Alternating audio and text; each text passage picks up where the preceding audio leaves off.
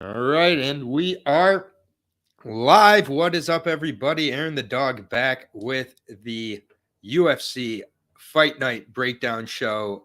Sergei Pavlovich versus Curtis Blaydes being the main event. They decided to take the better co-main event and move it to next week's card because UFC is going to UFC. So we are live here. What is up, everybody in the chat? Bo Jackson with a thumbs up. Justin Villegas, Marcus Allen. Furio Betts here live. Good to see you, Furio. Gonna sprinkle in some Bellator. Yeah, maybe we'll pull up the Bellator card after. And even if you want to take off 2 cents, that's fine. I might just go through the Bellator real quick. I'm moving this week, so not gonna have time for another a Bellator double breakdown card from Hawaii. I'm just gonna probably go over the card at the end. But before I go too much further, Moist, don't steal Zhang Li's gig. How you doing? Just my 2 cents. How you doing? I'm doing well, my friend. How are you? I'm good. Moving obviously, but this card. I'll be honest. Throughout the card, we're always honest through these cards. There's a ton of fights on this fight card. I don't want to bet, and I hardly even want to watch them. So I'll be honest. Dude, I feel there's a lot of really close fights and then some why the fuck is this fight happening kind of fights. So it's a weird card, man. Yeah, I mean, there's definitely some close fights, but overall, I'm just not a huge fan of taking the Ricky Simone fight and moving it to next week and making it 5 rounds and just vulturing cards because they can't take more than a week off. They need to take more weeks off. There's plenty of MMA, but that's never going to happen. Let's go ahead and I was just about to say that. I was just about to say the oversaturation. This is you're getting the other side of it now. Yeah, it's cool to have fight cards every week, but now you're seeing it's kind of diluting the product just a little bit, in my opinion. But whatever. It's more than a little bit, in my opinion. And it's asking it to change at this point, especially when they have their little cheat code of the Apex where they can basically do these for free because it's their facility, and it's hilarious that no one calls them out on the Apex. But it's like PFL pacing. They're like, oh yeah, let's hurry up, PFL. Oh yeah, let's get rid of the commercials that they're paying for. No, PFL is not going to hurry up their pacing. UFC is not going to slow down their pacing. They have programming, they have quotas. I get it. I'm a Jew. I understand the business of it. We got 12 fights to break down here. We got an LFA already on the channel. Good breakdown there, so you can go check that out. But we're starting with one of the more interesting fights on the card for me. The Battery taking on Brady Highstand. And when I say more interesting, I mean, I feel like I have a decent idea of what to expect from the outcomes of this. We've got the knockout by Denon. We've got the Brady wet blanket kind of just decision. And that's about it. Maybe a submission from Brady, but Brady's only 23, so maybe we see some improvements here. Denon 3-3. I'm just kind of he's got very good power in the first round. After that, he loses to Haley Alatang in a decision type of thing in a good fight. But I mean, Alatang wasn't even getting all the takedowns. So, and Denon does have good takedown defense, but he just doesn't do much after the first round. Brady is okay on the feet, but getting dropped by Ricky Tercios in round 3, taking off a ton of time, getting dropped by the first punch against Fernie Garcia, which Fernie Garcia, should not be dropping anybody, but probably nerves, but he's just not getting in there enough. He's still very young. I think he's going to make some mistakes in this spot, and Denon probably catches him, but if he doesn't, second and third round are going to be Brady. Just as far as I can see so far, Denon, he just doesn't seem to put it all together in there. And it's just, I'm back and forth. I think the draw is very live in this play because I could see Denon dropping Brady pretty hard once or twice in the first, then Brady recovering, 23 years old, having the better cardio, getting the second and third. Good old draw, maybe a split type of play here.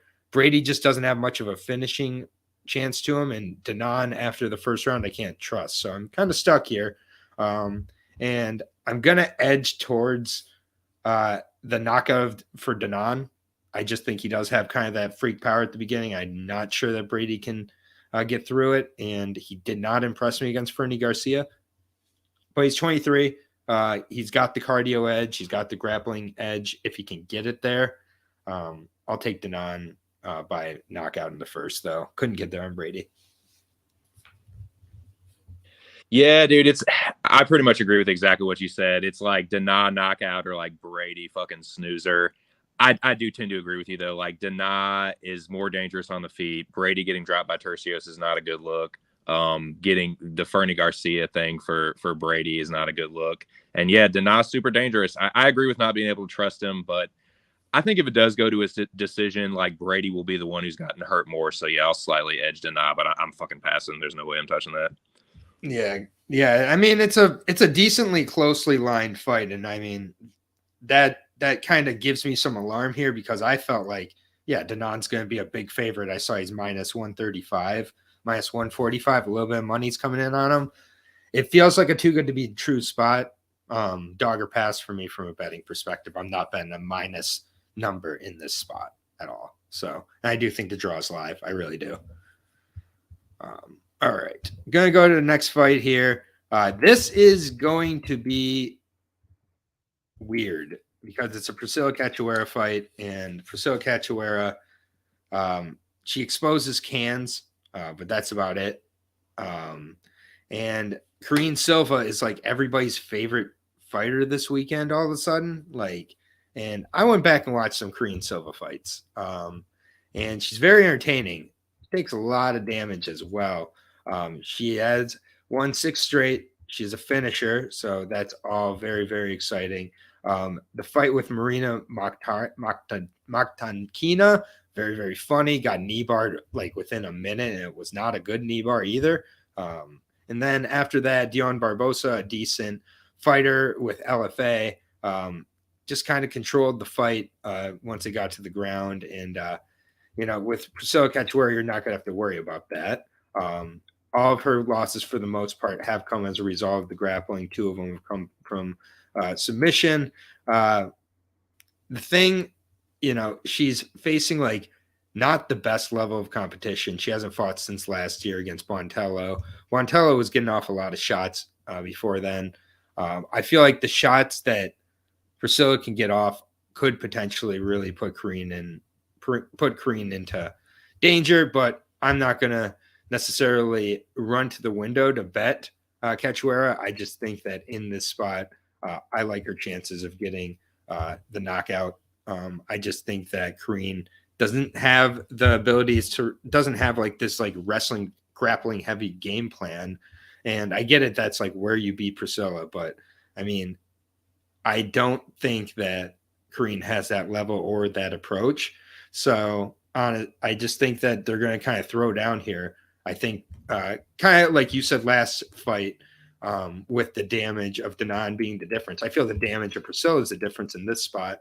Karine might even land the more volume, but I think Priscilla hurts her more in those 3 rounds. I could see it going the distance also because Karine hasn't been finished and she takes a ton of shots, but Priscilla does have that kind of KO power. I could expect this to be a catch weight as well because I just feel like Priscilla every fight is just like, hey, you want to 130 this?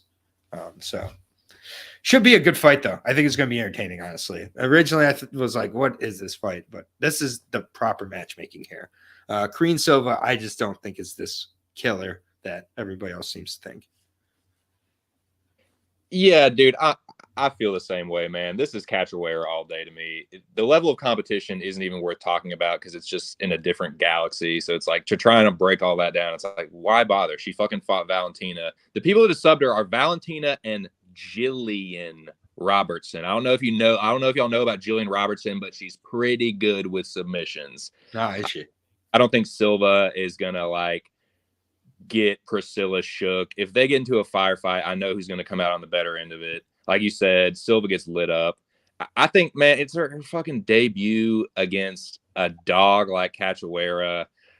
I think she's going to get her ass beat, man. I'd be more leaning towards like a Cachoeira finish than anything. But yeah, Priscilla's the side for me for sure. Minus 200 on Karine Silva right now. Minus 200 on her. Oh, dude, I hate betting women's MMA, but I might have to take a stab on Priscilla. I mean, there. plus 165, and you have, if it's a firefight and both girls just throw down, like you have that covered too. If Priscilla's I think Priscilla could win a decision here too. Yeah, I don't think just stealing rounds, fucking hurting her every round, kind of deal. Yeah, it's just like I'm very, very confused in this spot. I mean, and Priscilla again won the first round against Jillian. Second round, Jillian, got that back with like 17 seconds to go in the round. Where has Karine Silva shown that level of kind of form? Under 1.5 is live as fuck. If you want to bet that in women's MMA, Mick, God bless. God bless. That's all I gotta say. Like, that is sick shit. If you cash it, you can talk to Jack about it, because Jack will probably have a bet on it. But like, I'm just not gonna bet an under 1.5 in Karine Silva's debut. I just can't do it. Sorry. She's never been knocked out either, which, it's again, I don't know. What are we doing? Next fight here. This is a good fight. I was a little bit higher on this guy before his UFC debut, but I'm going to chalk it up to nerves here. William Gomes, I think, is legit. Very, very legit. The thing is, he's one of these fighters who needs to be fighting in his type of space. And that's kind of in the clinch, kind of getting in against the cage, using like the Muay Thai. He just needs to be closer on his striking. And when he's kind of further away and his grappling, when he's further away, like fought from the outside, like I think Francis Marshall could do in this spot, I think he could kind of be bothered by that a little bit. It just, I don't know. This fight's tough for me. I'm going to go into William Gomes first, though. Overall, Jaguar 11-2. He has won his last 9. So not a great level of competition, but has fought a pretty good level along the way. With Cage Warriors, beat Tobias Harila by a decision. That's a fight that definitely has aged well. Tobias, very, very good pressure fighter, good finisher himself. Just for the most part, the grappling edges that he had on the regional scene, I kind of didn't see against Jarno Aarons. And like, honestly, like Jarno Aarons is just a guy you should be looking much better against than he did. Went to a majority decision in that, honestly, it was like as close as can be. And I just see him too often fighting fights too closely for my taste. And with Francis Marshall, I've had the opposite type of feeling since he's taken the step up in competition. He had a terrible level of competition before getting to the Contender Series. I'll be honest. It's what kept me from picking him, fighting guys like 3-2 Mike Taylor, 24-30 Ray Trujillo, and going to a decision, 7-6 Michael Lawrence, and he was like still signing up to fight guys like Solo Hatley Jr., not like blowing me away at all. And then Connor Matthews, another 5-0 guy who hadn't fought a lot of guys, went to a decision. Rojo is a pure hammer. Anytime he's the nail, he struggles. So now I get it. Against Rojo, he had an impressive debut. I think a lot of fighters can have impressive debuts against Rojo. I don't think we know anything about Francis Marshall yet. I think we know way more about William Gomes. He also has a much better amateur experience. Gomes is a technician here. He's not going to blow you away. I think that Francis Marshall could make some mistakes as he's maybe trying to wrestle to get to the grappling in this fight, because I think he's either going to be very outside with his striking or wrestling and grappling, might not mind his neck. I think it's a submission or a decision for Gomes, but I think Gomes is super live here. First 3 dogs are extremely live, to be honest, but Gomes is getting way too judged on his last performance, while Marshall is getting way too judged on his last performance. Look at who Marshall's fought against. Like, that is just not a good level of competition. I'm sorry, I don't buy featherweight Rojo as anything special either. So tell me why I'm wrong here, but I think Gomes puts on a clinic on a decision. But here's the thing. A clinic on decision does not mean it's a blowout. That is not what I'm saying. What I'm saying is he's going to be very technical, and that's going to make for a close fight. Francis Marshall's probably going to, maybe have the more damaging shots, which I know sound like an echo at this point. But that's why I can't fully, get behind. But Gomes is getting way overhated for his last performance, which was a short notice debut. And Francis Marshall is getting way overrated. So give me Gomes. Give me this huge, outrageous number as well. You're not wrong. You're not wrong, dude. Like, I agree. Like, Gomes, he won, but it's like I did expect him to be more impressive. But I've been kind of giving Francis Marshall a side eye, like even before his contender series, like going into the contender series fight, I was like, okay, like yeah, he's undefeated, but like who is he really fighting, kind of deal. And I just started like watching the contender series in like the last like year or two, so it's like okay, whatever. You go to a decision against another like untested 5-0 dude. I was a little bit more impressed with the Rojo debut, not because he like Rojo's a jobber, but he's usually pretty tough. Like Jourdain was the only guy that was able to knock him out. So well, I mean, eventually that armor gets cracked when he's going through so many violent wars. Eventually, you're going to be able to put up. I agree. So I'm not like I was impressed. I didn't expect him to just knock him out like that. I had Marshall by decision last time. I'm going to ever so slightly pick Francis Marshall, but dude, I agree with you. Gomes is live. It is a absolute pass for me. I have a really minus 210 on Francis Marshall, who's fought one guy who's relevant. One guy. Looking at the Marshall. Dude, no, I agree with you. I totally like Rojo is like the only one you can point to, and he's a jobber that like you said, he's a good hammer, not a very good nail. So I am not touching Francis Marshall. I went to like look at the lines and I was like, maybe Marshall would be a parlay piece, and Spidey sense just started tingling, dude. So I'm staying away. I'm gonna pick Marshall because I do think he like might land the heavier shots, and like they're both pretty well rounded, but I think he's a little bit better of a striker, but I'm not fucking touching it. 95% of the UFC is jobbers, according to just my 2 cents. Yeah, it's my gimmick. Just let me have it. I don't think. Here's the thing, dude: is your gimmick is becoming more and more just like accurate. Like you're not wrong. Marcelo Rojo is a jobber. Well, we don't like. There's a thing where people want to like. People love these fighters so much they never Chris want. Gutierrez is a jobber. He's a jabroni. He's a high-end jobber. The dude and he was what, minus 250 last week? He can win fights against lesser jobbers. Was he minus 250 last week, right? Yes. Against Pedro fucking Munoz. That's insane. Like, it's just, yeah. I like Gomes a lot here. JR MMA agrees, and then JR MMA saying KR bust maybe. We don't like here's the thing. Francis Marshall has fought one guy. I don't even rate the guy he fought on the contender series that great. Like, again, it's another 5-0 guy who's fought nobody. He's a nobody. Matthews is a nobody. Like, and then just my 2 cents is the father of all jobbers. That's true. I mean, I don't think any of us. I mean, why do you think that this is so like jobber recognized jobber? I know, dude. Game recognized game for sure. Exactly. All right. Yeah, I hate saying like all the dogs are live in the first few fights, but all the dogs are live in the first few fights, and I don't count this next fight as a fight here. I'm sorry.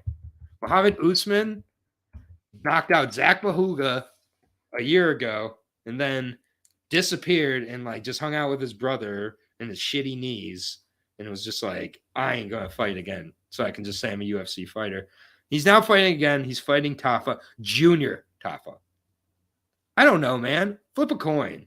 This is jobber of jobbers right here. Like, I'm sorry. Like, I don't care. I don't care if you got Muhammad Usman at plus 280 or whatever the hell he opened up at, or if who you want to pick now. It's a pick 'em. To me, I'd rather see Muhammad Usman lose again. I've seen him lose to Brandon Sales. I've seen him lose to Dante Mays. Junior Taffa, maybe he can, be better than his brother, Justin, right? Justin Taffa, is that it? That's not a high bar to clear, but yes. Okay, so Junior Taffa, please God, a KO. Like, don't make this go 15 minutes. Don't do that to us. I don't care. I don't care. This is totally a Bobo fight. Horrible. Dude, and that Brandon Sales fight, I went back and watched that. That was a fucking club and sub. That was not just like he took him down. Like, nah, he almost knocked him out and then he fucking choked him unconscious. So yeah, I think that Usman, Taffa is more technical. I think he has the reach advantage, if I'm not mistaken. I'm trying to remember off the top of my head, but he's the better offensive striker. I don't like Taffa's defense at all. I think he will get exposed. That defense will get exposed by a better fighter. But yeah, I think if they're just what I don't know as much about is like what's going to happen if Usman can get the grappling going. I don't care to touch this whatsoever. I think it's like a pick 'em. Taffa by knockout just for the fuck of it, just because that's what I want to happen. I don't have a strong. I mean, yeah, exactly. I would never bet this. I would never bet the under. I would never bet the over. I would never bet any bit of this. Junior Taffa is also 8 years younger than Muhammad Usman, so they'll show that stupid younger graphic that they always show. You know how they always show that in the UFC like broadcast now? Oh yeah, and they like emphasize it like it's like, oh, he's 7 years younger, it's 65%. It's like, okay, cool. And they're like, Southpaws win 58% of the time. Like, all right. Like, we don't need to turn into PFL Smart Cage here. Shout out to PFL Smart Cage. The most useless thing ever. What's your favorite PFL Smart Cage feature? Mine is the Ghost Cage, which is just a zoomed in lens going through the whole of the cage. Like, and they're like, oh, it's a ghost cage. We can see through the cage. What's yours? Would it be the AI PFL, scoring? Is PFL the one that uses the fucking ref cam where it's like yes, the ref yes, goggles? They do have only certain refs. It's like, what purpose does this serve? Is it like a body cam for cops? Like, no, you fucked up. Like, you didn't see this like foul or whatever. It's like, what? Yeah, Herzog had it on last week. So, all right, yeah, that's a good choice. I also think the AI scoring is a really useless one as well.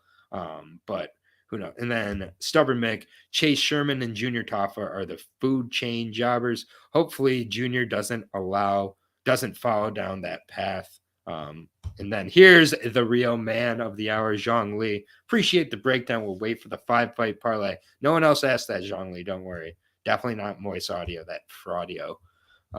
Absolutely terrible. Everybody's stealing everybody's gimmicks. Everybody's saying jobber now. We're all just becoming one. It's really sick. But yeah, 115. You can still get Usman at minus 105. Congratulations if you're betting that fight. Good luck. I don't really care for your luck actually in that fight. All right. It doesn't get any better here, man. It gets worse. We got Carol Rosa being like, I don't want to cut to 135.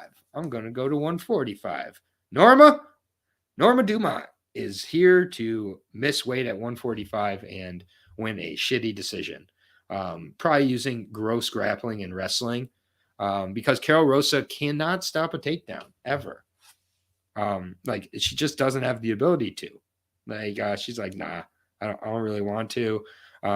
It's decently close on the feet, but Carol Rosa I think will get the better on the feet. But to me, I just think that Norma has experience at this weight class. She only has one win at 135. Let's be honest. All of her wins are coming at the Norma Dumont division. She looked pretty good last time against Danielle Wolf. I think that she can hold her own on the striking and on the ground. Obviously, it's just going to be kind of close. Carol Rosa is not going to submit her off her back, though. And I just think Carol Rosa is getting taken down. I think Norma can make it happen that way and get a gross decision. So Norma Dumont decision, nasty. It's like a I don't hate this fight, actually. I'm not going to lie. Like this, okay. I shit on WMMA so much.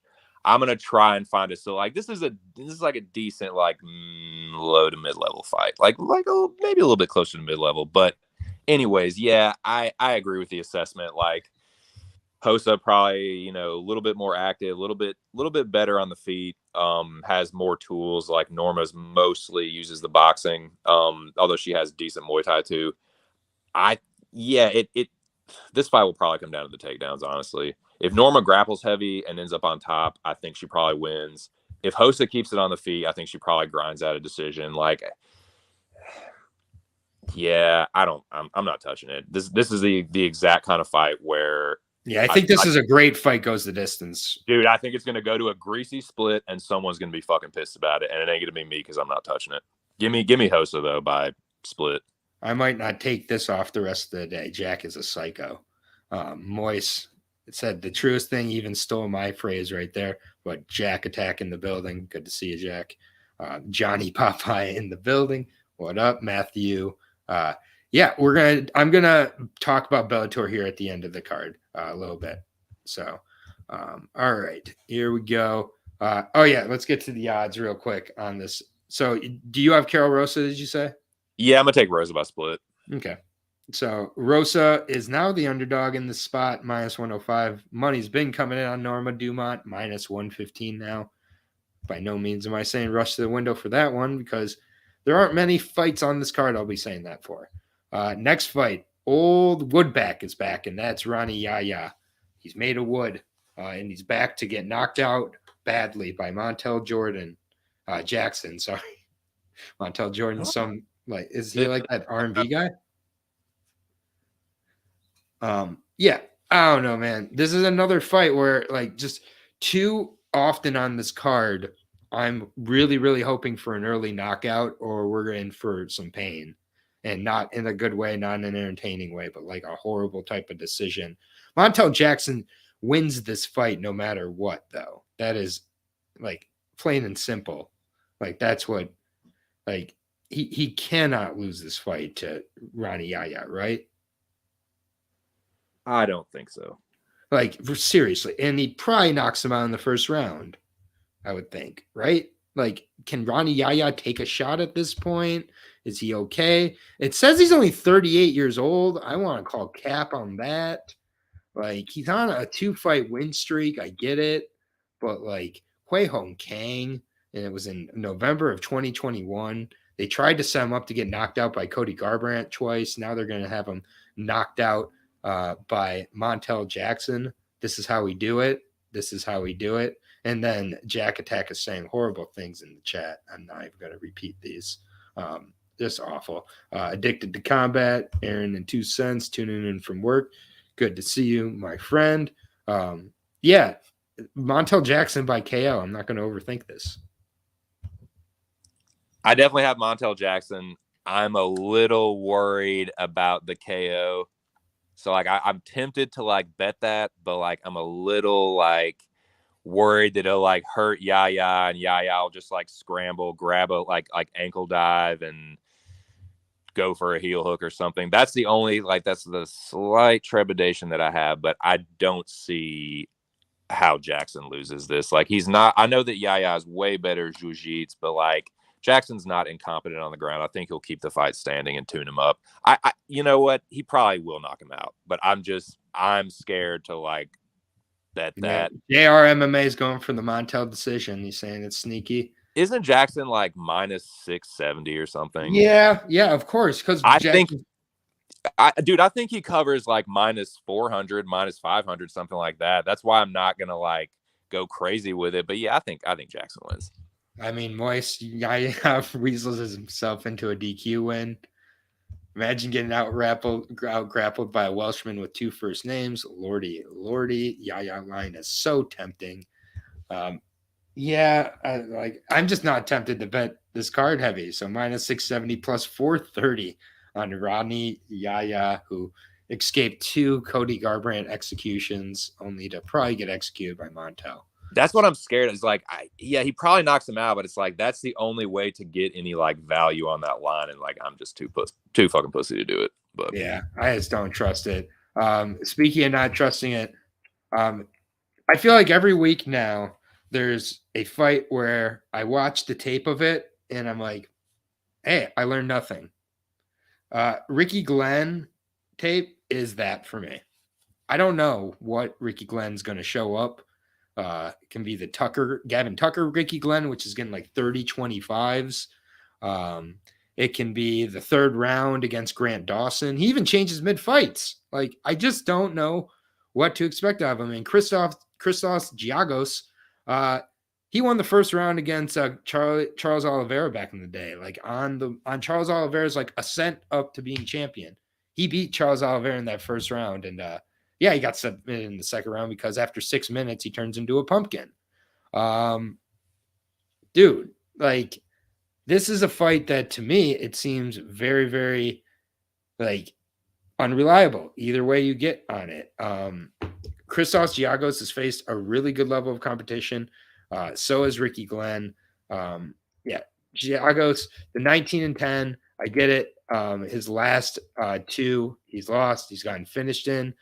Arman Tsarukyan and Thiago Moises. Okay, like I'm not going to hold those against him.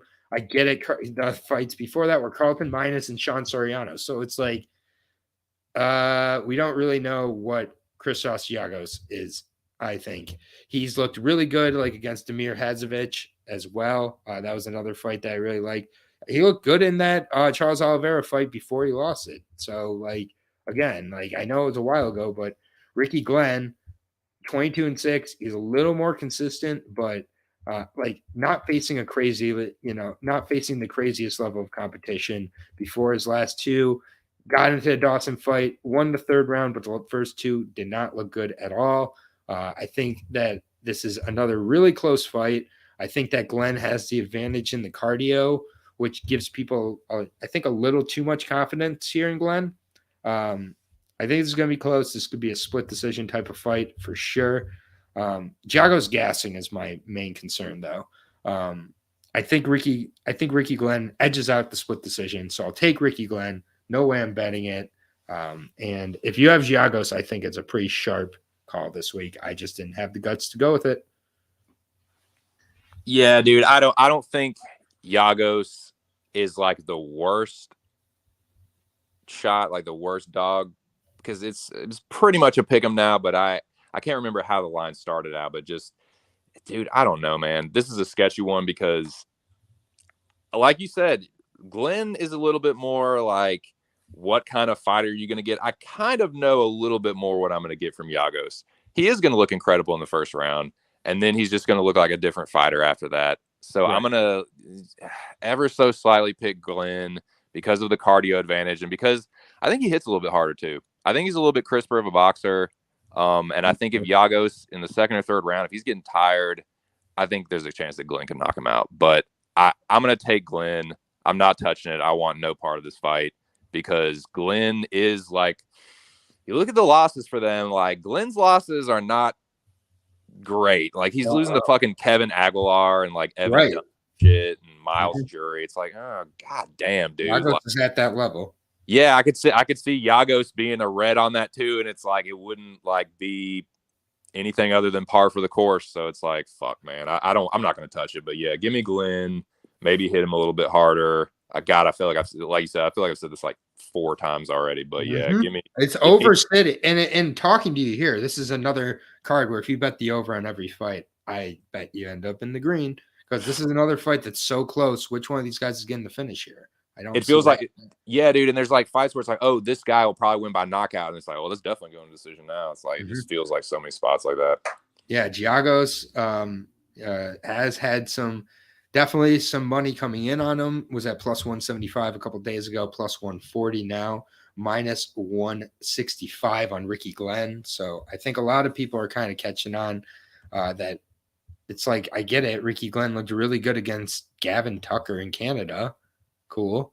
Like, what's that mean? So we're on to the main card. I'd say it gets better because this is probably the best fight or one of the best fights of the night. So, but the rest of the main card, hold on. My God. Jeremiah Wells taking on Matthew Semelsberger, Semi the Jedi here. This should be a pretty good fight. With Semelsberger, I feel like, I don't know, he just hasn't quite advanced in the ways I would like, but he's getting it done. He had the Sano fight, which was hilarious. The Fletcher fight was solid, but the Morano fight gave me a lot of concern in that fight, for sure. And then he came back and took advantage of Jake Matthews, who had his best performance ever against Fiallo, and then got massively blown up as a favorite. And then Semelsberger just kind of knocked him down in all 3 rounds, I think. Looked really good on the feet, just kind of put together a complete performance. So good for him. I do think that on the feet, he, definitely can hold his own with a lot of these guys. He's gone to a decision with Chaos Williams and Morano in his 2 losses. Jeremiah Williams, 5 straight wins for him coming into this. Knocked out Court McGee clean. Thank God that fight didn't last long, but it was in a minute. Choked out Blood Diamond after running from him for a while. knocked out Orly Alves, who looked like a shell of himself. So to me, I think this is another spot where Semmelsberger is primed for the upset. I think that it's going to be very close on the feet. I think Semmelsberger is very tough to finish, and Jeremiah Wells is a good finisher. So if he's the first to finish Semmelsberger, good for him. He's only gone to a decision twice. Neither of these guys have been finished. So I guess Semmelsberger's been finished twice, actually. My fault. But not in the UFC, I meant. But yeah, for me, I just think Jeremiah Wells is a little bit limited on the feet. And I think that Semmelsberger is going to be able to keep the distance that he needs. It's going to be probably a close fight. I think it goes in over again, but I'll take Semmelsberger by decision. Dude, I love this fight, and it's a really tough pick for me because, Semmelsberger is from the same area as me. I like the guy. I like, listening to his interviews. He's he can actually string a couple sentences together, got a good head on his shoulders. I like, that he's been kind of able to bounce back from his losses and stuff, and put on some good performances, not against the craziest level of competition, but for the most part, I like what I've seen from him. And this is such an interesting matchup because both of these guys are good on the feet. They both have power. Semmelsberger's a little bit cleaner on the feet, and he's a little bit more of a counter puncher. Wells, and he has better defense too. So that's the plus for Semmelsberger. Wells, they both have power, but I think Wells has a little bit more raw one-punch knockout power. The Jason Witt fight notwithstanding, but in the grappling, Wells is the better grappler. Semmelsberger has good offensive takedowns, but if Wells is getting the takedowns and getting on top of Semi, he's going to be in fucking trouble. Wells is a black belt. I think he has legit grappling. Semi's a blue belt with some good wrestling. I think he's a former college football player. So I give Wells the grappling edge. On the feet, man, it's dicey because I was listening to a fucking interview with Semi, and he said that he wants to what he's been trying to do recently is get more aggressive. And he said he wants to kind of go into the fire in this one. It's dude, I don't know if that's gamesmanship or what, but it's man, that is probably not the way to fight Jeremiah Wells. No. I don't know. I can see a lot of different ways this fight goes. I can actually see Semi winning by knockout because Wells, he overswings sometimes, and he does not bring his hands back to his face. Mm-hmm. And if Semi's a good counter striker, man, he likes to throw just after you throw. So I could see Wells getting clipped and knocked out. I can definitely see Wells getting the knockout. He got knocked out once before. I tried to find that fight, but I couldn't look it up. I just wasn't where to be found. But he's gotten hurt before. He got wobbled in the Matthews fight, but Jake was just getting fucked up every round, so he really couldn't take advantage of that. Right. I'm gonna ever so slightly edge Wells. This is another one I'm not touching because I can see Semi being he is live. Semmelsberger is very live. He can absolutely win this fight, and I just don't want anything to do with it. I'm gonna kick back and watch this one. But yeah, for the pick for the show, I'll say Wells. I have 5 dogs through 8 fights. Crazy, man. I'll say Wells by. I'm gonna say Wells by decision. I think he maybe hurts a couple times and grinds it out. Yeah, I like the over here as well. I actually agree. I think it's going to be very close. I like Semmelsberger here. Semmelsberger is the slight underdog at -105, -115. So that is 5 of 8 dogs through 8 fights for me. That is dicey. Speaking of dicey, we have Brogan Walker versus a 20-year-old and Usman Lucinda on the main card here. What are we doing? She's 21 now, Lucinda is. Brogan Walker coming off a loss to Juliana Killer Miller, who lost to Veronica Hardy recently. So, this fight, I'm not going to lie. I watched Lucinda's last fight. It was great. She lost it. It's a classic loss that ups your stock. Brogan Walker's loss was very much a loss that downs your stock. This is really gross. I'm not going to bet at either side here. I can't trust Lucinda. She seems like a psycho. Brogan Walker is the black belt in jiu-jitsu. Lucinda's a purple belt in jiu-jitsu. Brogan, could sub her. Wouldn't surprise me. Could control her for, a decision. But Lucinda should win this one. So I'll say Lucinda just because Juliana Killer Miller knocked Brogan out. But God, Brogan's been there with the better level of competition. This is gross. I wouldn't be surprised if Brogan upsets her here. No way I'm betting Lucinda at this number, but I'll take Lucinda by KO. Yeah, I like that. I was watching some of Brogan's fight. I went back and watched the Pearl Gonzalez fight. I'm sorry. Yes, I know, man. Sorry for my loss. So I watched that, and it's like, yeah, she can get like takedowns and stuff, and she also gets like easily reversed, and she like plays jiu-jitsu a little too much off her back. That's kind of how Juliana Miller beat her. Just fucking like outraged. She's like, nah, bitch, I'm gonna end up on top and just smash you. On the feet, Brogan is getting her motherfucking ass whooped, dude. Lucinda is gonna fuck her up on the feet. I like the Lucinda by knockout. I that's what I want to happen. She probably ends up like winning a greasy split, but give me Lucinda. I can't stand Brogan Walker. I think she's a fucking you look like Pearl Gonzalez and Blanchfield. Like Blanchfield's definitely not a bad loss, but you look at Miranda, like she beat Miranda Maverick like in her third. When Miranda Maverick was like 12 years old. Yeah, exactly. Like when she had to like get her parents to sign the fucking permission slip or whatever to fight. Yeah, but you got to bet Lucinda at -350. Fuck no, dude. Like hell no, I'm not touching this shit. But just who would put her in a parlay? Who would do any of that? Don't touch this one. Like if anything, like maybe a stab on like Brogan by sub. I don't know, man. I'm not just take a stab at Brogan plus 275 for God's sakes. Right. Or just don't do it. Just leave it alone. Pass or pass. But Lucinda. Yeah, this is. I mean, I don't have the dog here, but man, this is really gross. All right, let's move on to a fight that we actually want to talk about. If there's one left on this card that exists with that, I don't even know. Bobby King taking on Jared Gordon, the guy who beat Paddy Pimblett but didn't beat Paddy Pimblett. So a lot of times when these guys have their best performances and losses, ends up going pretty poorly for them their next time out. Honestly, man, Jared Gordon, like, he's solid, but even if Bobby Green is close to the R word, Bobby Green, I get it. He's going to make this fight closer than it should be at times, and it's probably going to be a 29-28 decision for Bobby Green, but Bobby Green wins this fight. I hope he knocks him out.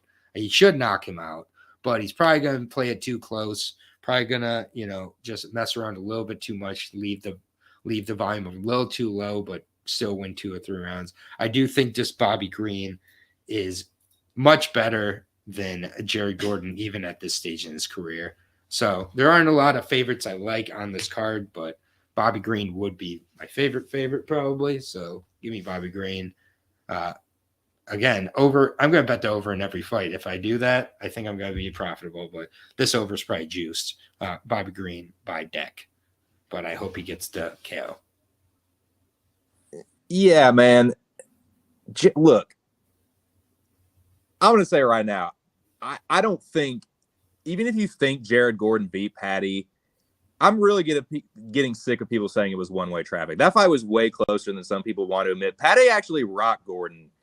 Yeah. Dude, I'm sorry. Yes, Santos has some good knockouts, but Selecki and Chavez and fucking Chris Fishgold, those guys do not have hands like Bobby Green. I'm sorry, they don't. Bobby Green is 100% the better striker here. If he had like shittier takedown defense and couldn't grapple at all, I'd be more worried about Gordon grinding one out. But if they're just standing for 3 rounds, Gordon is chinny. He's going to get lit the fuck up. Like, Bobby Green is going to like volume the living shit out of him, might knock him out. But I see Bobby winning either a clear decision or eclipse him. Gordon's a fucking jobber, dude. And Bobby Green is one too, but he's a jobber of a higher order.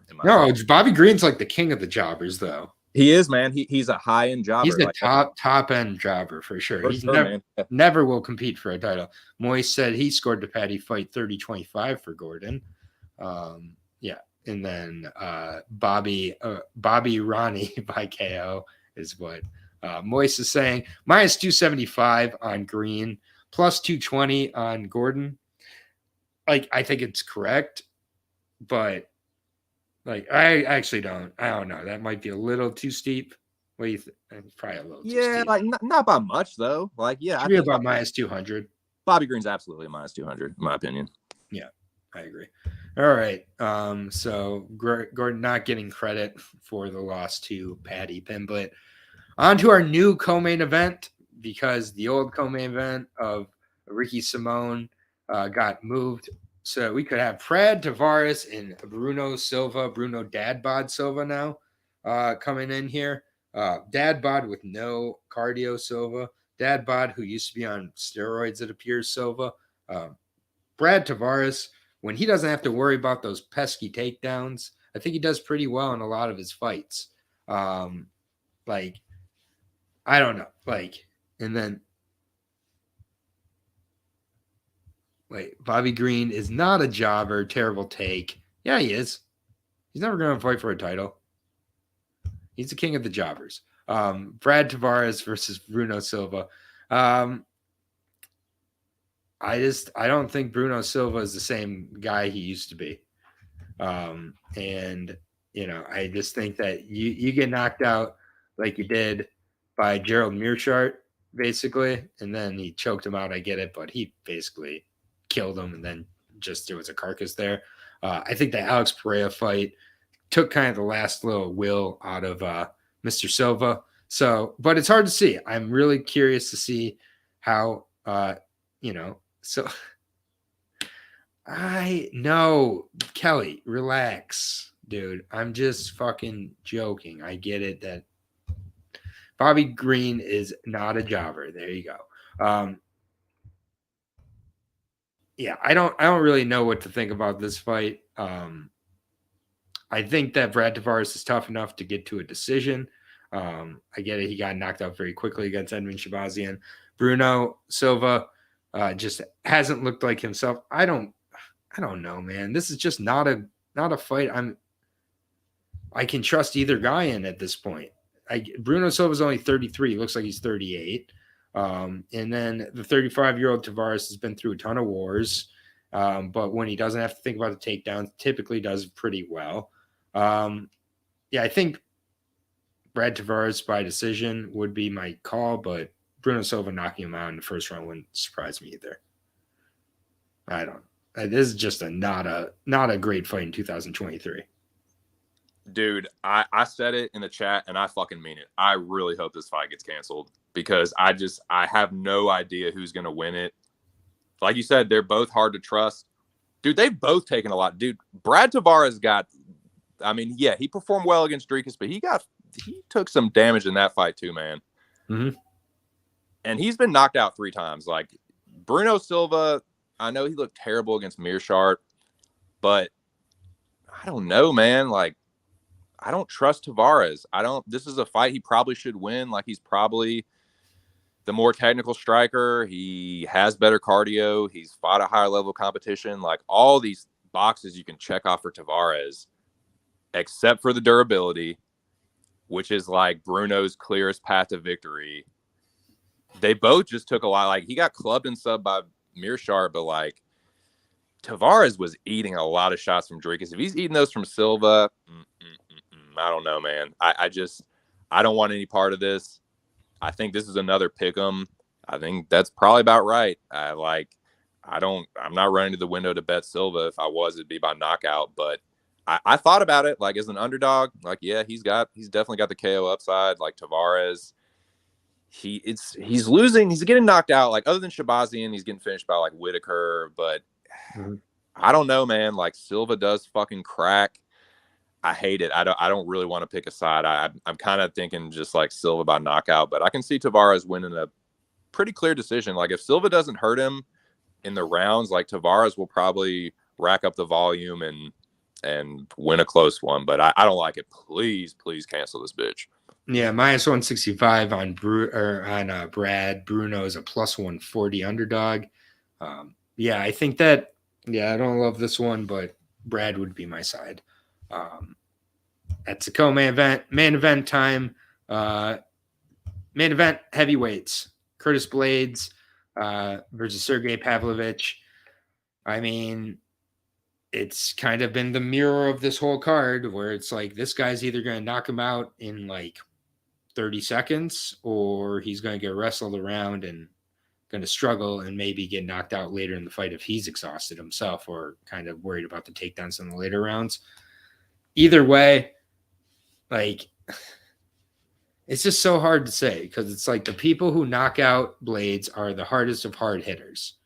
And Sergei Pavlovich seems to fit that mold completely. I mean, what he did to Tai Tuivasa was just really absurd. And I get that's not how Curtis Blaydes comes into this fight, but I could really see Curtis Blaydes running into something early, just going for the takedowns too much or not, using the takedowns enough. I just think Sergei Pavlovich gets him inside of 2 rounds. I think he gets him by the KO. Curtis hasn't resorted to the wrestling as much in his last few as he used to. So I think he does get back to the wrestling plan. I think that is by far the smartest game plan to take here. Curtis could, definitely put him away later in the fight after exhausting him from the grappling. But every minute in those first 10 minutes where he's not grappling, I think could be put away. So maybe I'm going to regret this. Add another dog to the Barbie. I got Sergei Pavlovich by KO. Yeah, I hate this because I feel like Pavlovich is going to be like the super popular dog this week. And I was honestly, dude, I'll tell you for real, I was a little surprised that he was the underdog. When I saw him, it just forced my hand. I already put a little something on Pavlovich. I totally get the Blaydes angle, but there's like a little bit more to it than like, oh, Overeem took him down and smack. He didn't just like double leg him. Overeem hurt him with a knee to the body and then like hit a trip takedown before Sergei could get his wits about him. Man, yeah, and you look at it, you can pick 2 common opponents and make a strong case for each fighter. You'd be like, look at Overeem, look what Blaydes did to Overeem. Well, look at Derek Lewis. Look what fucking Derek Lewis did to Curtis. And then look what Pavlovich did to Lewis. Fucking smoked him. Like, there's a certain level of power that gets to Curtis. You look at it, dude, like what on paper, both guys' strengths are the other guy's weakness. If this is the most binary fight of the card, I pick a side, man. Like, and I don't hate it. Like, I don't hate anybody taking Curtis as a favorite. Like, yeah, if he gets the takedowns, like Pavlovich is probably going to get fucking smashed. Like, Curtis's ground and pound is pretty ridiculous. I don't know. I mean, fucking couldn't finish Volkov. Took him down 75 times. Like, I don't know, man. Curtis is always someone that I've had a tough time picking. Like, I always seem to like fuck up and so I'll probably get this wrong. So like, go back Curtis. But I'm gonna take Pavlovich by knockout. I'm gonna wait until fucking Square Duel drop the props, and I'll probably throw a little something on that too. But yeah, it's close, very very close, and I think it should be a pick 'em. But if you're gonna give me dog money on Pavlovich, fuck yeah, I'm gonna take it. Curtis doesn't deal with the heaviest of punches well. No, I get it, and I get that people are on both sides here. I think this is a really good fight, overall. And I mean, how many times tonight have we gone and said, I don't know at this point? Like, for sure, man. This is a dank main event, honestly. Like, the rest of the card is like a little like, oh God, but this is a sweet fight. Yeah, this is a really good fight. It definitely is a good way to end the fight card for me. Putting together the 5-piece parlay here, and then we are going to say a goodbye. But there's the 4th and number 5. So we can, that's it. All right, we're putting Pavlovich in there. All right, here we go. So, overall, this is not a card that I think either one of us is betting very heavily. And I would not suggest a lot of you do either. I just think this is a really gross card. This isn't high level at all. The Zhang Li 5-piece parlay. And then we will take off, or I'll let you take off just my 2 cents. I'm going to cover Bellator real quick as well. So stick with me if you want some quick picks on those. But for the Zhang Li parlay, it's got some dogs in it.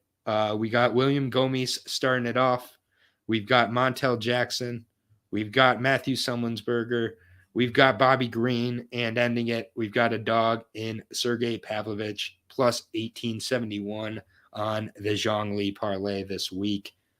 2 cents, what you got coming up this week, and then stick with me. I'll cover both Bellator cards somewhat quickly.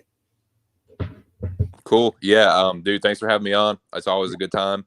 Shout out to the chat. I will be back on Friday on my channel to do the weigh-ins and cover that and talk about my bets and go over the picks again. But dude, thanks for having me on. Best of luck everyone in the chat, and yeah, best of luck to you, dude. You too, dude. Thank you, sir. And I'll be in the chat. I won't need too much luck this week. Gonna be picky, but appreciate you, man. We'll see you soon. Yeah, man. Thanks again. Later. Yep. Later. All right. And gonna move on over to the Bellator double belly buster card here from Hawaii. We got Friday and Saturday for Bellator here. All right. And I'll add to the description later. Let me just go on over to Bellator. What is it? 294? Is that on Friday? Yeah, 294 is the Friday night card, starting at 8:30 at night. Kermouche versus Bennett to headline. Johnson, Said Sauma.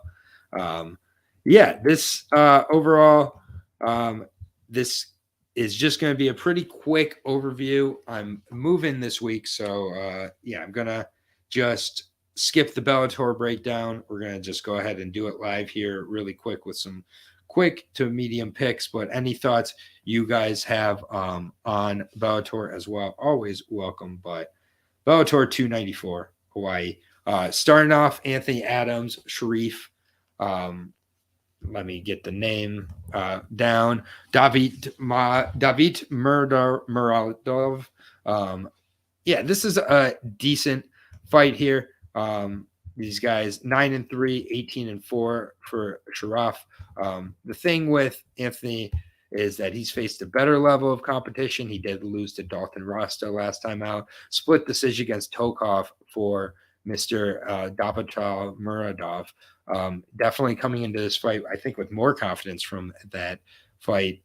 If anything, the wrestling of Sharaf, I definitely like in this spot. Anthony Adams is a KO or a bust, but these numbers are kind of crazy to me. I don't think that Anthony Adams is this big of an underdog. So for me, it is going to be a dog or pass type of spot here. But yeah, I am going to take Sharaf by decision, minus 250 pass. So going to move on to the next fight, Chris Lencioni, Blake Smith. This is currently at featherweight. I don't have full confirmation on that yet completely, but should be a really good fight. Blake Smith, going to be the bigger guy, regardless of the weight it comes at. But if it's at 145, I'm a little more concerned considering against St. Louis. He lost the decision at 155. He's faced a good level of competition in his last 4 out. I will give him that. Much more of a grappler, has some decent power as well. Had a loss early on to Chris Brown, but Chris Lencioni, good grappler himself, on the feet. So I do think that these guys could kind of cancel each other out, coming off of a split decision against Cody Law. And then I think Sharaf is going to be too much for Adams. Don't think Adams will be able to KO him. Sharaf's been hit harder, survived some shots against Tokov, seems durable. Yeah, fair enough. I just don't love that price still. Chris Lencioni, to me, is the side. He is faced just a good level of competition. Also, especially if this is at 145, he has the advantage with regards to cutting down there. And slight underdog last I checked at plus 120 for Lencioni, shifted down to a plus 105. Still don't mind it. I think he's the better fighter here. At 155, I still like him at either way. And I think Lencioni is battle tested as well. 265, Tyrell Fortune taking on Sergei Pavlovich, the 10-2 Russian fighter here. Coming into his Bellator debut here. It's fought with open fighting championship for the most part. A lot of knockouts on the record, a lot of early knockouts. He's been choked out in both of his losses against Muhammad Vakayev. Beat Mark Godbeard.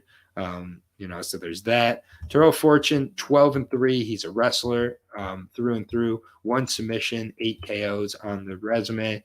A loss, pretty badly to Daniel James that last time out. Got knocked out. You played Fortune here, Fury. All right, fair enough, Furio. Yeah, it's tough here. He's got good strikes. The wrestling is good. The Jack May incidents back in the day were kind of a mess. Linton Vassell and Daniel James with kind of the good pace were able to defeat him. But the thing here with Sergei is he's kind of a little bit of KO or bust himself. I get it, though, that Terrell Fortune's been knocked out a couple times in his career. Tim Johnson and Daniel James with the elbows. God, I mean, it's a tough one. But I am going to go with Terrell Fortune. I think he has the advantage with regard to experience. I think Sergei's very KO or bust. Fortune at -120 now, opened as a slight underdog, so good on you, Furio, for the Fortune. I agree with Fortune. I think he gets a decision, possibly later KO. I think he's got to be smart early. This is a good fight here. Kilias Monta versus Kenneth Cross. I'm glad Kenneth Cross is getting an opportunity with Bellator here. He's looked really good as of late. He's out of Michigan top team. The boss Cross is 13-3. He's won 7 straight fights, including on the Contender Series, beat Kevin Seiler there by decision. Got a knockout over Jared Askew, and then Jose Martinez beat by decision with XFC. The fight with Jonas Flock, good fight there as well. Keeps a good pace throughout, really nice long punches. I think that Kilias Monta is hitting a very good stride later in his career, however. The last 2 just kind of minded his P's and Q's, good leg kicks as well. Close fight with Hamill is very promising as well. I just think Mata is a level above Kenneth Cross, and I think he wins most likely a decision. But yeah, it should be a really good fight. Teixeira MMA for Kilias, I think, is a huge, huge edge for him. -170, possible parlay piece for me.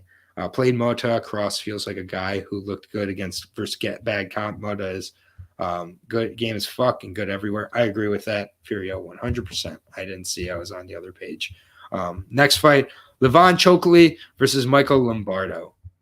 This is a super, super close fight for me.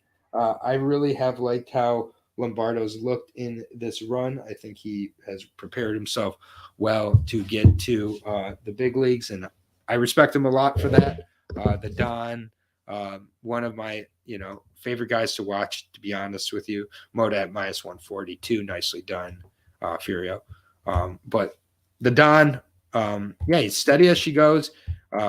Rebounded from the loss to Kreutzmer, which was not a bad fight at all. Knocked out Lemminger in the first round. And he looked really, really good in that fight. I was really impressed. The leg kicks of Kyron Bowen over with PFL, the Contender Series handling of Corey Cuppy, just looking very, very good. He's very steady, good leg kicks. Been in there with a ton of competition. The 26-year-old Chokili making the rebound from kind of an early start with Bellator that was kind of so-so. Even the De Jesus fight I wasn't that impressed with.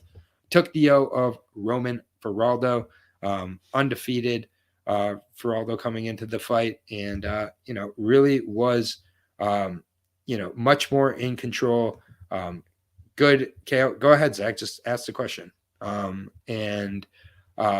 just think is going to be in a very, very close fight here with Lombardo. I'm interested to see kind of the approach overall. I think this is a very close fight. I'm a huge fan of Lombardo, but I do think Chokli is the one who's getting better at this point. So I am going to edge with Chokli ever so slightly, but the +150 price tag on Lombardo is tempting. So dog or pass from a betting perspective. But yeah, I think Chokli is, going to continue to show the improvements from that fight. But he's going from a very, much more green 8-0 Feraldo to a very, very veteran savvy guy in Lombardo. So should be a good fight. I think it's going to be very, very close. Danny Sabatello versus Marcos Breno. This is a good bounce back fight. Did you ever consider MMA Juru wearing a beanie and talking in an English accent? I can't believe I actually read that. Danny Sabatello and Marcos Breno. No, I haven't. I'm going to stick with the backwards hat, like every other MMA capper. Marcos Breno, Brazilian, 25 years old, very, very good striker, but definitely other aspects of his game are coming into account much more. The Josh Hill fight was a very, very good showing for him. And I really, really do think that, it's the type of fight that really you're able to gain a lot of confidence from. But Josh Hill might be slowing down a little bit. And with regards to Danny Sabatello just won the bantamweight title and got robbed. I think he's going to come into this fight with a point to prove. I think he's going to come in and, most likely gets out a decision. But I honestly think that, like, at the same point, like, I think Breno, is more live than people are going to give him credit for here. And, to me, it's just like, yeah, you got me, Zach. You got me so good. I read your comment. My mistake for thinking you had something quality to say. I won't make that mistake again. Yeah, Breno is way better than a plus 370 underdog. That's kind of insane to me. His takedown defense is questionable, but Sabatello has a questionable chin. He really does. And while Stotts hasn't exposed that, you can't really forget back in the day, the Erwin Rivera fight.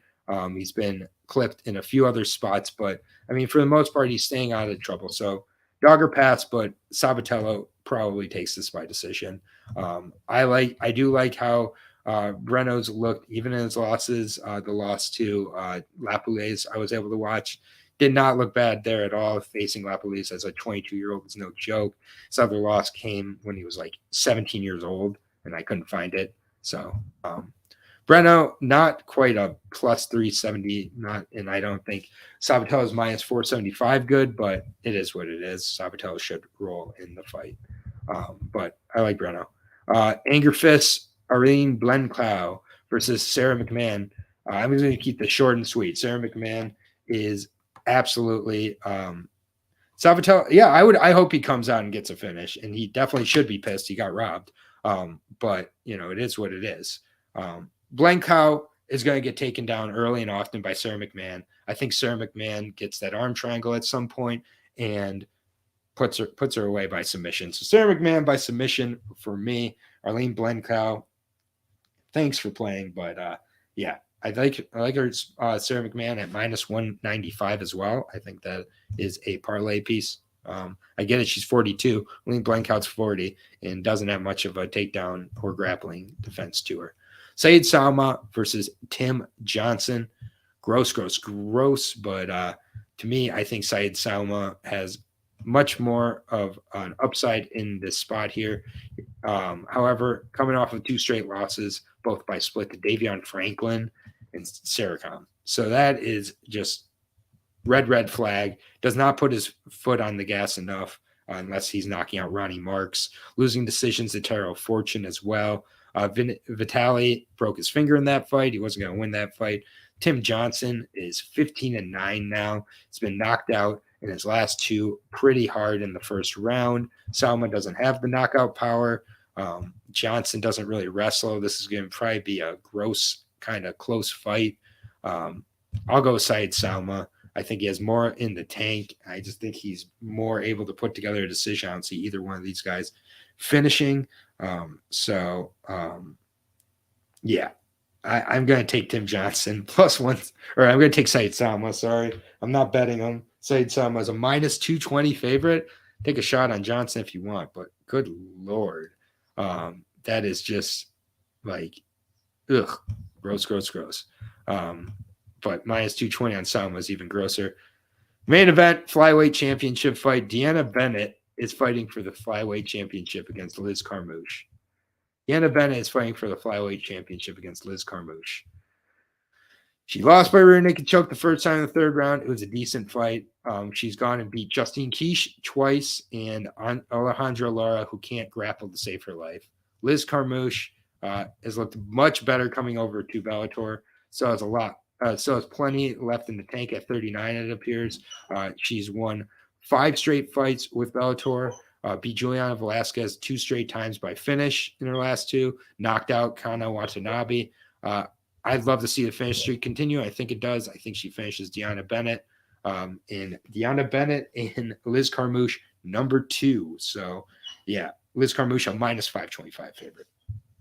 What are we doing? So, going to move over to Bellator 295 now. Really quickly, we'll go into that. But, yeah, we got Bellator 295 taking place on Saturday. Stotts and Mix is the main event. I'm just going to honestly be honest with you that, yeah, I agree, Furio. Electric fight, absolutely. So Alexei Shurikevich versus Masayuki Kurikiri was not able to do a ton of tape on these guys. We got Russia versus Shurikevich. I'm a little more familiar with, but honestly wasn't able to tape them. So I'm going to pass on giving a pick there because I did not get tape done. But we'll go over to the odds for this fight, and I'll get those. But Shurikevich is a minus 225, plus 175 on Kurikuri. Shurikevich should get it done, but again, wasn't able to tape that one. Ilara Joan versus Bruna Ellen. This is a very, very close Brazilian fight here. And do you always lean Russia if you don't know shit about a fight? I've just seen Shurikevich fight before. So I haven't seen Kurikuri fight, but not in most spots. I don't know. Why are you here, Zach? I don't feel like you'd ever take my opinion serious. But Ilara Joan versus Bruna Ellen. This is going to be a very, very close fight. I haven't been super impressed by Bruna Ellen so far in her Bellator run, but it is what it is. Her win's coming over Desiree Yanez, who Dirty Des. Most people don't think she won that fight. Alina Koladun, back when Alina was a very, very young fighter. And Vita Ortega, so not terrible wins. Losses coming to Christina Williams, Juliana Velasquez, and Ilarar McFarland. So she's faced a good level of competition so far. Typically goes the distance in her fights. In fact, she has never been finished, and she's only finished one fighter. So, typically does go to distance. Ilara, Arya Stark, much more aggressive. Will go for the finish more likely. Pitbull brothers trained. But has gone to a decision in her last few as well. Split decision against Porto. Unanimous win over Lara, which, again, I don't rate Lara that highly. The Kielholtz fight, very, very close, but was able to edge that one out, stay out of trouble in that one. Got ground and pounded out by Watanabe also. So, both girls have faced a similar level of competition. I think this is a goes the distance type of fight. I do like what I've seen out of Bruna Ellen at times, but Ilara Joanna, she's just a little more aggressive, so probably a split decision type of fight. So I think Joanne will edge out the split decision. And there's so many sketchy spots. Indeed. That's why I'm just doing this one really quick. But I'll take Joanna by a split decision. Sketchy. Davion Franklin, Kasim Eris. I'm going to be honest here, man. Davion Franklin should roll here. This is a complete mismatch. Davion Franklin, I think it's the first round KO, and we move on. I just think that Kasim Arias is 7-1, but face a very, very low level of competition out of Germany. He is a wrestler as well. He's just not faced a level that gives me any sort of hope that he has any chance. He also lost a fight by biting the guy's chest. Hasn't fought since July of 2021. Was supposed to face Kirill Silnikov and pulled out of that fight. I just think Davian Franklin, younger, better. I get it. He got exposed last time out against Marcelo Gome. But before that, had faced an okay level of competition, did what he needed to do. Everett Cummings so bad. Saeed Sama went to a split. He has gas issues, but Davian Franklin should overcome Kasim here and put him away. So the odds are stupid. I don't know why anybody would ever play these. So, but yeah, Davian Franklin, a minus 480 favorite, plus 350 on Kasim. Next fight, I'm excited about this fight. I'm an Elon Cruz fan, and I'm a Bobby King fan. Yeah, I really do. Yeah, he's the chest biter. Terrible fall, and you can watch that fight. Elon Cruz, very crafty, very, very good fighter. He had a bad UFC run, I'll give him that, but he's bounced back from that with 2 straight wins, and not over the best level of competition, but Matt Mooney, clean KO there, and then the clean KO of Charles Cheeks the third after Derek Campos pulled out of the fight. Was supposed to face Devin Smith last year. Devin Smith pulled out of his fight as well. He's been knocked out a couple times, but otherwise the flying knee KO of Stephen Nguyen in an absolute war in that fight showed really good tenacity. I just think Cruz is really crafty and tricky and has surprising power. I think Bobby King still doing it at 39 years old. They're putting him in there against Gatsy Rabanimov. He's going to distance still. Beat out Keanu Diggs, which, again, Keanu Diggs, not a guy I rate too highly, to be honest. Gonzalez got exposed as an undefeated grappling prospect. Shabli and Razmov, loses to really good Russians in Bellator, and then beats a bunch of kind of weird fighters. Elon Cruz has, as Zach says, an 8-inch reach advantage, and he does know how to use it. I think that Bobby King gets very frustrated in this fight, has trouble closing the distance. If he does, I think he could possibly get KO'd. Elon Cruz, I think, really is ready for this next run at a bigger promotion. He's earned it back. Minus 130 favorite. I don't hate it at all. Very good price you're getting on him, and I think that he gets a KO and gets it done. So I like Elon Cruz in that spot. Really good fight against Bobby King Green. Keanu Diggs, Weber Almeida. I just think we're at a crossroads here. Keanu Diggs, 36 years old, but just to me, I think in these fights kind of just shows his age a little more. Weber Almeida, 7-1. Not super young himself at 35 years old. In fact, only a year or so younger. Had a split decision against Ryan Lilly last time out. Really concerning there. He's looked good on the feet. He's got that karate Machida style to him, but when he gets crowded, when it gets kind of dirty, when Diggs uses the grappling, I think he's going to struggle here. I don't have a lot of confidence after a Ryan Lilly split decision. Keanu Diggs bounced back against after the Bobby King split to look really good against Ricardo Caceres. Caceres, not a great level of competition. Furio, nicely done on the minus 120 on Cruz. I support that play 100%. I think Keanu Diggs just has a better level of grappling, better level of IQ, faced a better level of competition, 36 and 35. These guys are at a similar level. I just think that Almeida needs it to be a very clean fight. Diggs is not going to make it clean. I like Diggs in the spot. Minus 190 Diggs is. Samiko Inaba versus Vita Arteaga.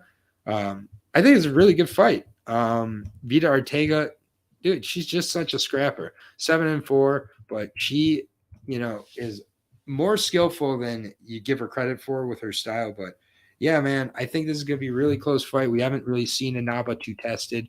Vita Arteaga is very comfortable in this position. Her last couple of fights, though, are a little bit concerning. The Lara decision loss is concern. Going to a majority win over Desiree Yanez, a concern. And then Vanessa Porto at the end of her career. So, losing to Bruna Ellen, concerning. Losing to Yankova, concerning. Beating Emily Ducati, interesting. Submitting Denise Kulhos, interesting. Samiko Inaba looks like the real deal, though. 32 years old, has not been tested. Faced a 2-5, 3-4, 2-0, 1-1, and 0-1. Went to a decision against the 2-5 Mandau in her last fight.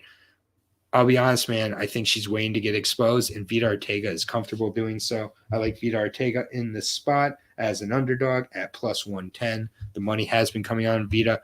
Vida's just faced a better level of competition. Simple as that. Sumiko, I think, is shown cracks in the armor.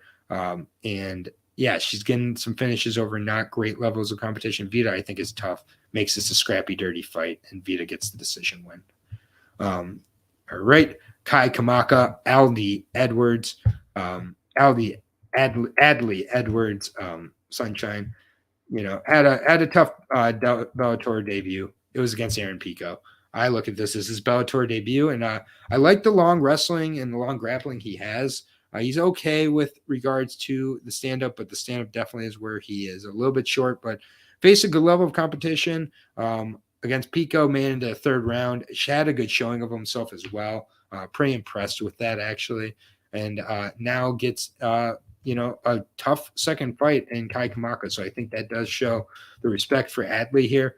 Kai Kamaka fights a lot of guys very, very close. Beat Kevin Bohm last time out with the punches from back control. Just, put really, really, really good, performance on there for Adley. Took a beating. Yeah, I mean, but he made it to the third round, But either way, we'll see if that ends up, helpful or not. It was on short notice. The type of guys Kai Kamaka is losing to, Jonathan Pierce and TJ Brown with the UFC, Justin Gonzalez with a split decision. I mean, the guy fights the split and majority of decisions a lot, fights very, very close. But, I mean, these guys mirror each other in a lot of ways. And I just think Kai is the sharper guy. So I think Kai ends up putting on a really good performance. I'd like to see another finish out of Kai. I think that would be really encouraging for him as well. So I like Kai Kamaka the third in this spot. I just think Adley is a regional fighter, and there's levels to this. So give me Kai Kamaka the third. He is currently a minus 240 favorite. I like him as a parlay piece quite a bit, and I hope he gets a finish, but not as confident in that. Mads Burnell versus Justin Gonzalez. This is a great fight. I really like both these guys a lot. Justin Gonzalez, Bellator, Justin Gaethje without the power, though. 2 straight wins, split over Kai Kamaka, and then a very impressive controlling win of Andrew Fisher. Honestly, Andrew Fisher, towards the end of his career, but Justin looked really good in that fight. He has good knees, good quick hands, switches up with the grappling when he needs to, but he's going to have to keep this fight on the feet here against Mads Burnell. Mads Burnell has improved on the feet, but definitely the ground is where he gets his bread buttered. Lost 2 straight fights, got absolutely outclassed by Adam Borix in a fight where I had him over Adam Borix ahead of the fight, so I will admit I was wrong. Pedro Carvalho, more concerning type of loss there, but Pedro Carvalho looking really, really good. For me, Mads is just very, very limited, and he's at a point in his career where I think the, improvements are going to start to slow. Still only 29 years old, though. Justin Gonzalez actually the older fighter coming into this fight, even though it seems like he's not. Mads Burnell, really good on the ground, though. I think if he gets it to the ground, he can advance positions a lot, and I think the sub could be very live as well. But if Justin keeps this on the feet, I think that he can look really, really good. This is just a really close fight. It's tough for me to pick kind of a winner on a quick picks type of thing here. This is one that I've been back and forth on, but I am going to stay with Justin Gonzalez here to edge out the decision. And he is currently a plus 115 underdog. Justin is. I think on the feet, he significantly has the advantage. I think he can hang with him on the ground, but I think he'd be smart not to. But Mads Burnell, a little bit, undersized. He's going to have a 4 to 5 inch reach disadvantage here still. I think Justin can, edge it out here and get a decision. It's going to be close. Yancy Medeiros, Charlie Leary, closing out the prelims here. It's good. 2 good veterans. They're going to go in there and throw down. You can't trust either one of them. Charlie Leary at this point in his career, I think is a little bit washed, though. 17-13. He's lost, I believe, 2 straight going into this fight and lost them The Sorenbach fight, he didn't really lose, though. Davy Gallon did put him away. Yancy Medeiros going to be coming up for a catch weight here at 165. So not going to have to cut weight. Looked good against Manuel Sanchez. First win in 5 fights for him, though. There's nowhere in the world where I'm taking Yancy Medeiros at a minus 450 clip, plus 315 on Charlie Leary. Absolutely dog or pass. I think that this is going to be closer than a lot of people think. And again, Charlie Leary beat Sorenbach that last time out. Ray Borg, Kyoji Horiguchi. For me, Ray Borg has not looked all that good since getting cut from the UFC. I think he's going to struggle to make the weight. His biggest struggle is making the weight. If he makes the weight, I think it's going to be a degraded performance. Kyoji Horiguchi has them hands. I think he is able to put away Ray Borg by the KO. Horiguchi at minus 250 is a parlay piece for me. Plus 180 Ray Borg, not even close to tempting enough for me. I like Horiguchi to roll here. I also like Aaron Pico to roll. This is a absolute showcase fight against James Gonzalez. He's going to show that he can use the wrestling, mix in the ground and pound. I think Aaron Pico by TKO is the way I would slice this one. Respect to James Gonzalez for taking this fight. It's a very, very tough fight, but I'm not going to pick Aaron Pico to lose too often. Minus 800, plus 470. Borg is someone I just hate betting against. Fair enough. Furio. I don't mind here. I count on Horiguchi. I believe in him. Co-main event, 125. McFarlane tries to continue her rebound against Kana Watanabe. I like Kana Watanabe quite a bit in this spot. I get it that it is in Hawaii, so that will give me some pause with regards to the judging. But Watanabe is a beast, man. She's on a mission. The triangle was so slick against Denise Kielholtz as well. Aaron Pico Hive rise up. But yeah, just really look good against Kielholtz. Obviously, the very quick loss against Carmouche. I'd like to see her get another shot against Carmouche. I think that could have been a lot of nerves playing into that. The split against Laura, that wasn't no split. And then with McFarlane, she looked all right against Bruno Ellen. She looked fine. Lost the decision to Justin Quiche after losing to Julian Velasquez. I just think that McFarlane is just not that great. I think she's going to have trouble getting this fight down. I think on the feet, it's, a pretty close fight, but I think Watanabe hits harder. I think Watanabe gets the top pressure as well. I think Watanabe wins a decision in Hawaii. It's a little bit stressful against McFarlane, but I think it's going to be a pretty dominant decision. So I like Watanabe to win the decision here. Haven't forgotten Horiguchi getting caught by Pettis. Max bet Horiguchi there. Ouch. Yeah, that was a rough one. And then main event time, Rafion Stotts versus Patchy Mix. This is a hell of a way to close out the Bellator. These guys are so close. Rafion Stotts just finds ways to get these fights done. I think he has the better gas tank. But Patchy Mix is very, very, aggressive, has the finishing upside to him much more, and has the grappling advantage. It's just, I don't know how he's going to look over the 5 rounds and be able to piece it together. That's my biggest concern.